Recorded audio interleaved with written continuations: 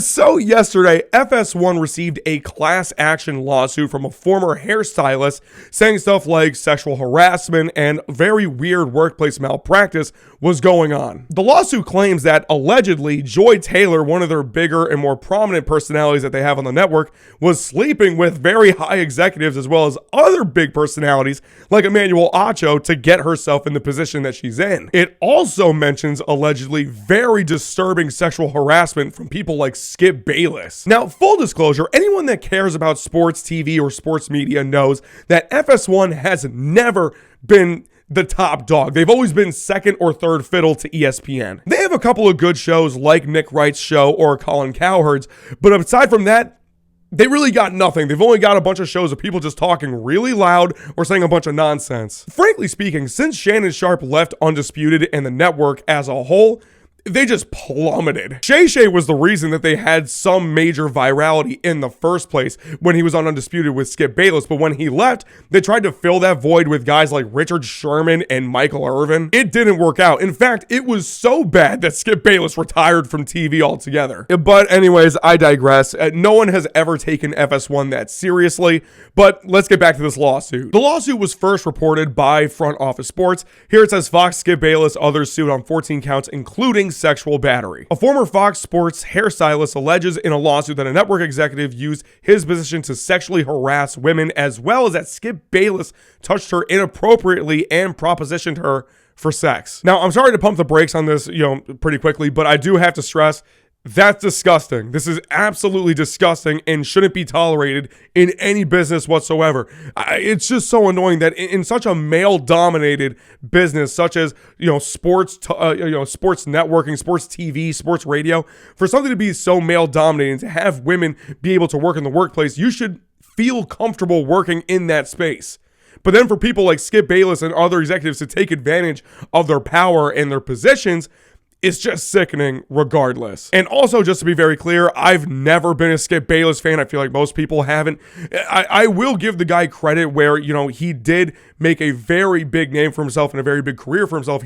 Frankly speaking, he's a pioneer for sports TV and sports commentary today, on a big network scale. But with that being said, the only reason the guy even got the position or even got the fame that he had received was because he was making the most outlandish takes in the world with very baseline level knowledge of the sports that he was talking about. Very surface level, if you will. Anyways, getting back to the lawsuit, Nushin Faraji, who says she worked at Fox Sports from 2012 through last August, made a series of allegations in the 42-page lawsuit obtained by Front Office Sports. Fox, Fox Sports 1, FS1, FS2, Fox Sports, EVP Charlie Dixon, Bayless, and FS1 host Joy Taylor are listed as defendants in the lawsuit. In the suit filed Friday in Los Angeles, Faraji alleges that Dixon, the head of content for FS1, grabbed her butt at a birthday party in West Hollywood. When she relayed the encounter to Taylor, the Fox host allegedly told her to get over it, according to the suit.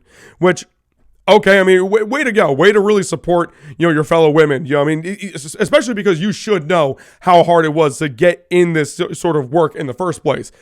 Great job. Again, I know it's all alleged, but I find it very hard to believe that a hairstylist would make all of this up. After starting work on the Undisputed Morning Show starring Bayless, the suit alleges he began giving Faraji lingering hugs and kisses on the cheek while putting his body against hers and pressing against her breasts. The single mother alleges she repeatedly told Bayless she was not interested in him and did not date at work. She also claims she told Bayless she was suffering from ovarian cancer after developing issues with her left ovary in an effort to halt his advances. Bro, she had to use... That is insane. That is insane.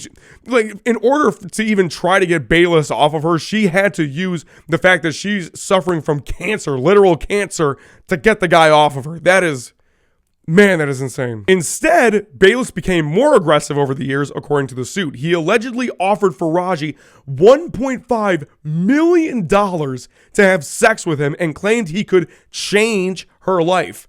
The suit also claims Bayless accused Faraji of sleeping with Shannon Sharpe, which, look, man, obviously we all know that Shay went viral, I think like a couple of months ago for his IG Live. I'm pretty sure we all know what I'm talking about, but I mean, I doubt that Shannon Sharpe has anything to do with this. But of course, it gets worse. As the suit alleges, approximately 1 week later, Mr. Bayless made another advance at Miss Faraji. Miss Faraji responded, "Skip, stop, you have a wife." Mr. Bayless responded, "Aren't you Muslim? Doesn't your dad have 3 to 4 wives?" Bruh, like, if that's actually true, Skip Bayless, I already didn't like the guy to begin with.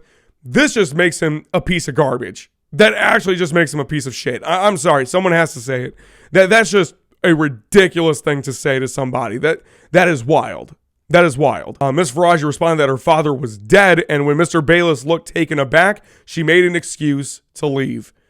That is sickening. That is sickening. I was already happy enough that Mr. Bayless wasn't on TV anymore, but damn, that just takes it to a different level. During her time at Fox, Faraji alleges she made multiple complaints to HR and employee relations departments. Meanwhile, the suit alleges Taylor began insulting Miss Faraji on a personal and professional level. After their friendship ended, the suit also alleges that Taylor mocked the English pronunciation of Faraji, who is of Persian descent. God, it just gets worse for Joy Taylor. Oh my God. Her lengthy tenure at Fox Sports and not so thinly veiled references to multiple anonymous witnesses suggest that she may have the receipts to back up her version of the events, said Daniel Wallach, a sports law attorney and co-host of the podcast Conduct Detrimental.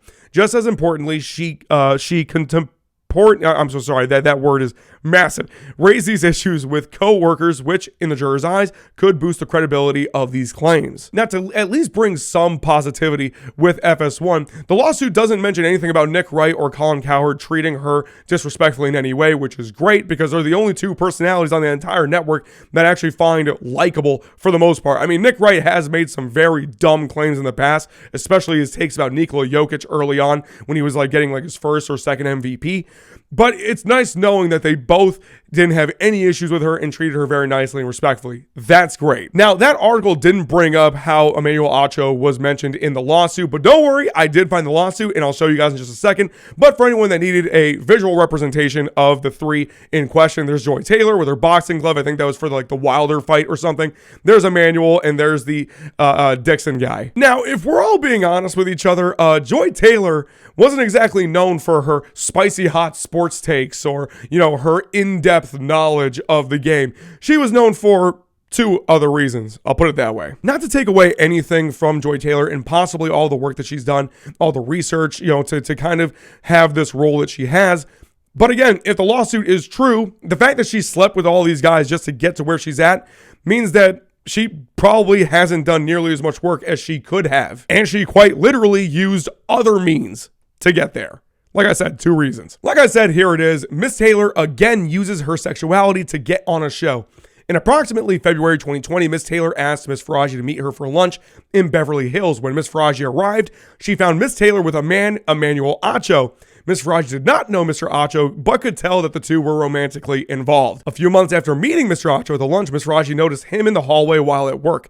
Miss Faraji later asked Miss Taylor if Mr. Acho also worked at Fox. Miss Taylor confirmed and explained that she wanted Mr. Acho to eventually recommend her on the show Speak for Yourself. Miss Faraji became alarmed and warned Miss Taylor that she should probably not sleep with Mr. Dixon and Mr. Acho at the same time, as Mr. Dixon is a very powerful man that may become very angry. Miss Taylor told her not to worry about it. She explained that she was also now powerful, and once Mr. Dixon was no longer useful to her, she would follow through on her plan to tell the company that he forced himself on her.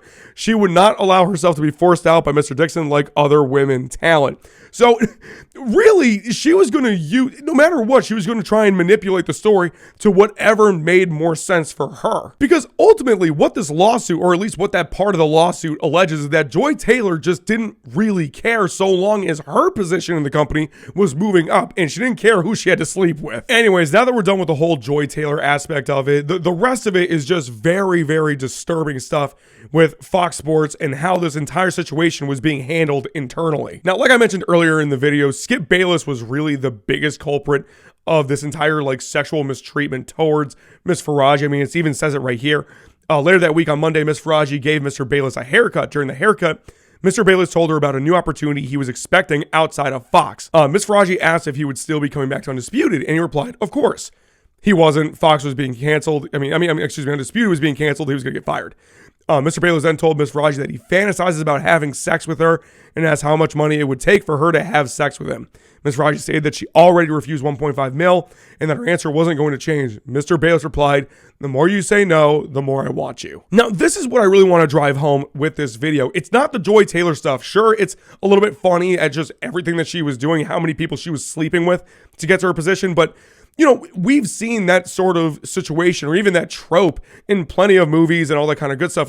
We've seen that happen. That's not something necessarily new in this sort of industry. But what's absolutely unacceptable is how Miss Faraji was treated and everything that she was receiving during her time at FS1. The lack of support, the racial remarks, and the sexual harassment from Skip Bayless. And if we're being honest, Skip Bayless has admitted multiple times that his wife isn't even the thing that he loves the most in his life. What he loves most is his job. He has literally stated that multiple times, and apparently his wife Ernestine was always okay with being second fiddle. When a man admits that he actually loves something more than his own wife, that's when you kind of know, or at least that's when you get kind of the hint that there could be other things on his mind. Or at the very least, that there's a possibility that that could happen down the road. As much as I know people will talk about the Joy Taylor aspect of this entire lawsuit, the focus should be on Skip Bayless, it should be on Dixon, and it should be on all those executives that mistreated